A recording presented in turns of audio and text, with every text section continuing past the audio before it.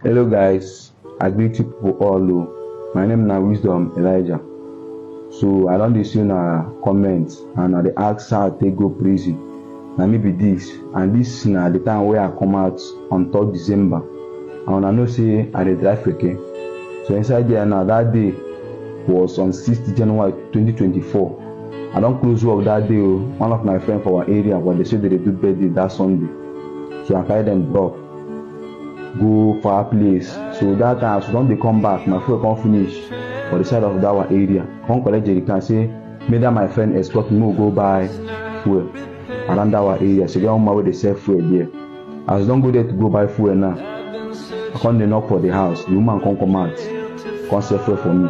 So as you come they go now, I know say my friend in Sipas don't call. Even let me say Sipas don't call to think come where the woman picking Sipas so in front of the house. So as we don't they go now, the woman come flow from backyard. Come they call us, say more come. Say no be their Sipas. We will wear this. Because say my friend, why I come wear this woman picking Sipas now? You want say why mom say no verse, I beg no verse. Just give me the Sipas. The woman say no.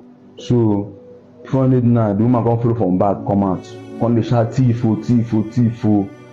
Me I see they there, they beg the woman, say, once this thing never reach like this, I beg just collect spark. When they shout for that my friend, so why go do this kind of thing now?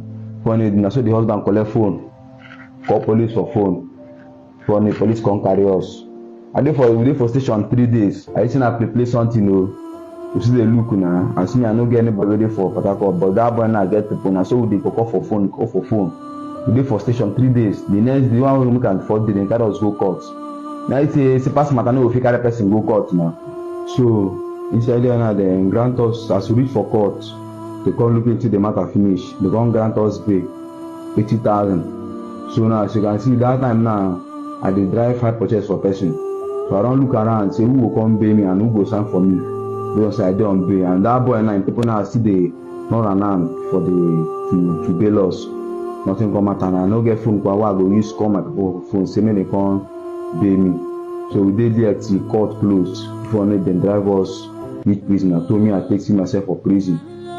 So now, as you can't reach the prison now, after 3 days, now my friend now, people they come run around, come bill and come abandon me for that place. Because me I no get anybody for Port Harcourt, and I no get phone that place. You know, say to look for that place no easy.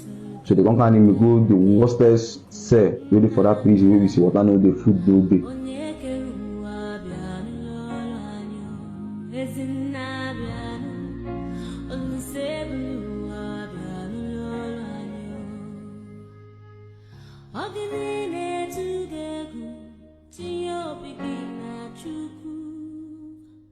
Chukwu